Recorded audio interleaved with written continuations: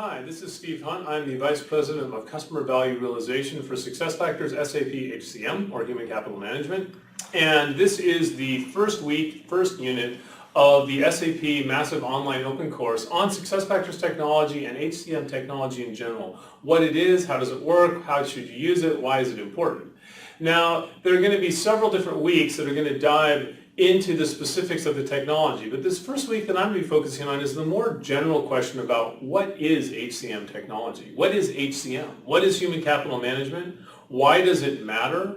What does it take to do it effectively? How does technology impact human capital management? So sort of the broad level things before we dive into the specific technology itself. Now, a little bit of background about myself. I always like to start these presentations with sort of, who is this guy and why might you want to listen to me? I have been working for SuccessFactors since 2007, but I've been in the field of human resources for about 25 years. My actual technical background, I'm actually what's called an industrial organizational psychologist, which is not clinical psychology. It's the psychology of workforces. It's understanding how do you engage employees, increase performance of employees, basically align employee behavior with business needs, make sure you're putting the right people in the right jobs, and sort of understanding the whole psychology that goes into workforce management. Now you say, why is there a psychologist working for a technology company? I was brought into SuccessFactors in 2007 because the company realized there were significant differences in the value that organizations were getting from the technology. Some customers were coming back and saying, this stuff is fantastic, it's transforming our workforce, it's creating better conversations, leading to better decisions, better engagement between managers and employees, more intelligent staffing decisions. Others were coming back and saying, yeah, we got some administrative efficiency, but it hasn't really changed much. And the challenge, because we're a cloud technology company, was they've all got the same technology. They've all got access to the same features and functions. So it's not the technology, it's something about how they're using it that's making a difference. And what I've been doing, and my team has done for the last 8 years, is really study what is it that differentiates companies that use HCM technology really, really effectively from those that sort of like maybe struggle to get full value from it. And what we found is it's a couple of things. One, it's not necessarily they all use it the same way, they don't.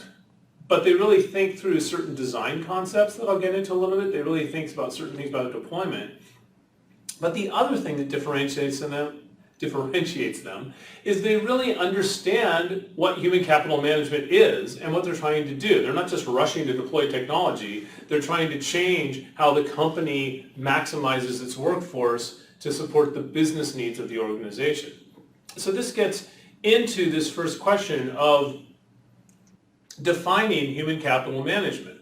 So what exactly is human capital management? Well, and it's kind of interchangeable with the term human resources, but basically if you look at human capital management, it's about making sure that you have the employees you need to execute on your business strategies. And there's two sides of it. There's the administrative side of human resources, which is basically fulfilling the employment contract. If you employ people, there's certain things you have to do, like pay them on time. This is really, really important. This is traditionally how most people think of human resources. It very much focuses on things like risk avoidance, cost reduction.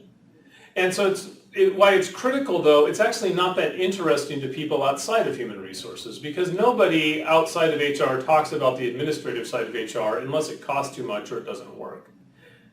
The other side of HR, though, that is really critical to business performance and is really growing in importance to companies is the strategic side of human capital management, which is about getting the right people in the right jobs, doing the right things the right way, while giving them also the right development for what you want them to do in the future.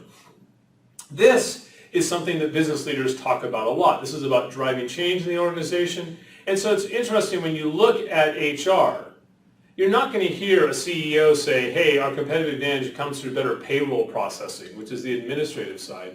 You will hear them talk about our competitive advantage comes from having more productive employees, more agile employees, more customer service-oriented employees, which is about strategic HR. But they don't always think about HR in that strategic way. And so one of the things I'm going to be talking about is not only how do you marry up these two sides of human capital management, administrative and strategic HR, I'm going to be talking more specifically about what is strategic HR, and in subsequent units, how to get businesses to appreciate the value of strategic HR and the technology used to support it. So let's dive a little deeper, though, into this concept of what is strategic human resources and why is it important. Well, if you think about running a company, there's really three things that go into running a company successfully. There's a lot of things that probably go into running a company unsuccessfully, but let's focus on the successful stuff, shall we? The first one is you have to have some sort of strategy. You have to have some idea of how we're going to make money. This traditionally is sort of the CEO, maybe marketing, thinking about what products are we taking to market, what's our competitive niche going to be, and figure out this is what we need to do to sort of get out in the market and be successful. The second one is assets. It takes money to make money, as they say, whether this is raw materials, technology, manufacturing equipment, basically the resources you need to execute the strategy. But the third one, which is human capital management, is getting people to use those resources to execute the strategy. And this is the focus of HR when it's done right in a strategic fashion. And I'll talk more about that in some of the subsequent units about how to do it right. But if you look at this third one of human capital management is becoming more and more important in organizations due to increasing pace of change in business, growing skill shortage, and I'll get into more about why this third HCM is becoming so critical to business success. But if you look at a company, the analogy I use to get people to appreciate the importance of human capital management, I say, look, if we want to personalize this, my strategy is I want to lose 10 pounds in 6 months. My assets, I went to a health club and I got access to all these great exercise equipment. HCM is actually taking the weight off. Which of those three things is the hardest? Well, this area, this focus of HCM technology is really about getting people to use a company's assets to execute its strategies. Now, what goes into human capital management? Well, there's a lot of things. There are a lot of ways you can change people's behavior and sort of predict and change behavior to increase performance, which is what human capital management is about. There's lots and lots of different tools, 360s, broadbanding, structured interviews, lots of different features and functions. And it's a little bit confusing, but it really can be simplified. If you step back from all the HR jargon, human capital management is really basically just 4 things. And what you want to do is you want to step back and say, well, what is the purpose ultimately of human capital management? It's to get people to do things to support the company's strategy. Well, how are you going to get people to do things? So that requires doing 2 things. Predicting behavior, that is staffing. If we put somebody in this job, are they going to do what we want them to do? And the second one is changing behavior, which is everything else. People are in this job, our strategy's changed. How can we get them to act differently from how they acted in the past? Well, how do you do this from a psychological perspective? Well, if you want to change somebody's behavior, there's really 3 things that you can do. First of all, you can make sure they know what it is they're actually supposed to accomplish. Do they have clear goals? Do they know the reason that they're working? Do they know, if I never saw somebody perform their job, what is the evidence that would exist 6 months from now that would tell me that they're doing the work they need to do to support the company? What this does is setting clear goals focuses people's attention. And goals, sort of in terms of accomplishments, job assignments, so they kind of know this is what I'm responsible for doing. That's about motivation and attention.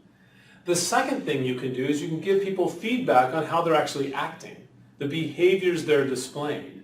Are you doing the things that are likely to achieve that goal?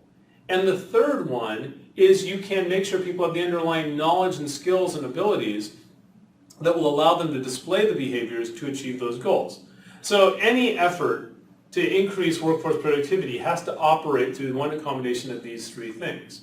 So I like to say, this only applies if you employ people, which most companies employ people, right? So just to give you an example to make this real, imagine, for example, you had a sales leader saying, well, I need to increase the performance of my sales employees. The first question you might ask is, do they actually know what their quotas are? Is that clearly defined to them? The answer is yes. Then the next question might be, well, are they doing things like planning their territory, presenting the products effectively? Do they know how to do that? Have you given them feedback on how well they're doing these different things?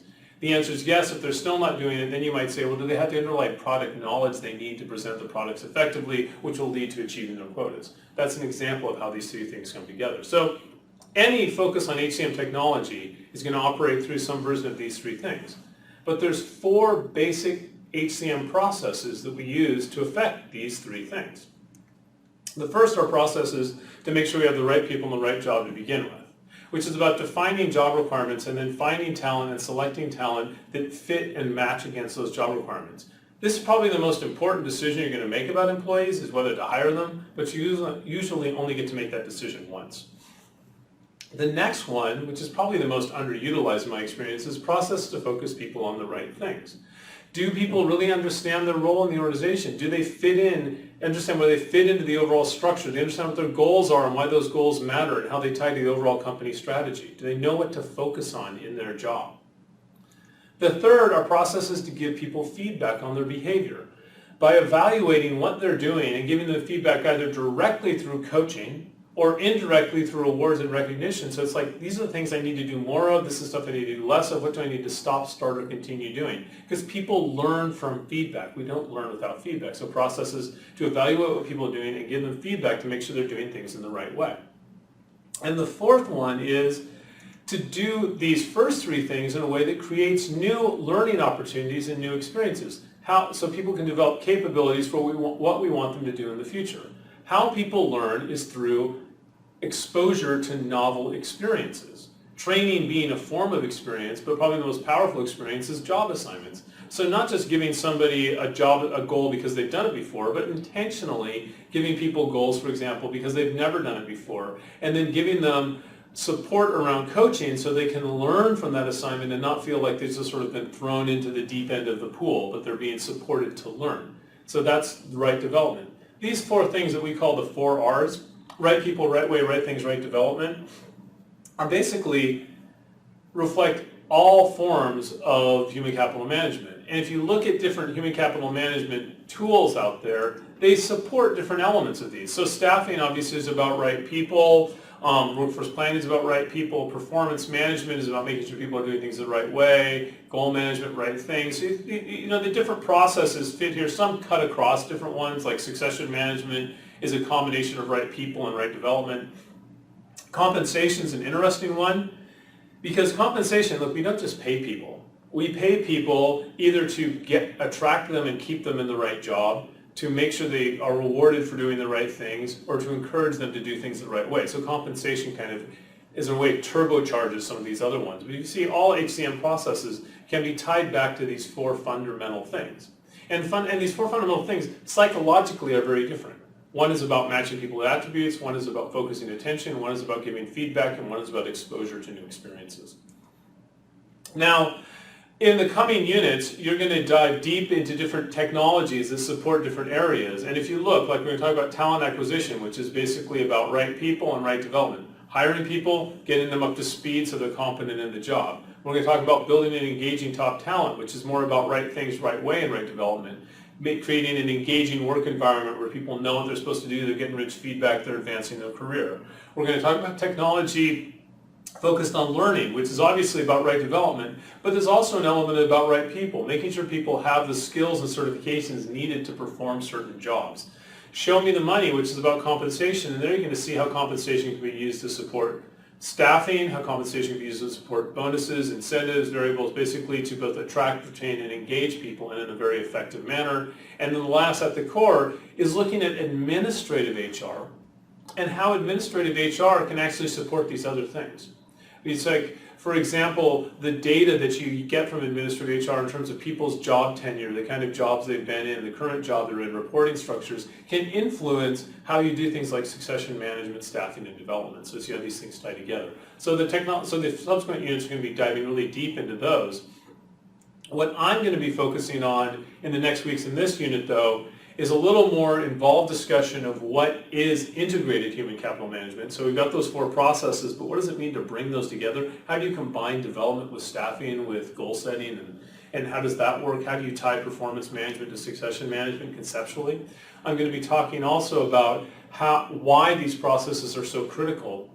I mean, what, is HCM a new thing? Have we not been employing people for a long time? Yes, but why do we need to get better at it? Why do we need to get better at management? Why do we need to leverage technology? And this is really about the increasing pace of change in the world and the growing skill shortage around the world. is requiring better human capital management overall. And last, I'm going to talk about actually using technology and deployment of the technology, what are the practices to roll this technology out so it truly does transform your workforce as opposed to just going live and creating a process that no one really uses or values. And the last thing as I close up though, most of the stuff I'm going to be talked about, I do go into great depth in a book that I recently published called Common Sense Talent Management that dives into some of these fundamental design concepts. This is based on my experience talking to literally hundreds and hundreds of companies the world over about human capital management technology and how to leverage it effectively. There's also a lot of additional materials on our websites. I do write pretty extensively, as do my colleagues. So please check out the SuccessFactors website if you'd also see some other tools to give you a little more depth and color behind these presentations. So with that, I look forward to seeing you in the next unit. Thank you very much.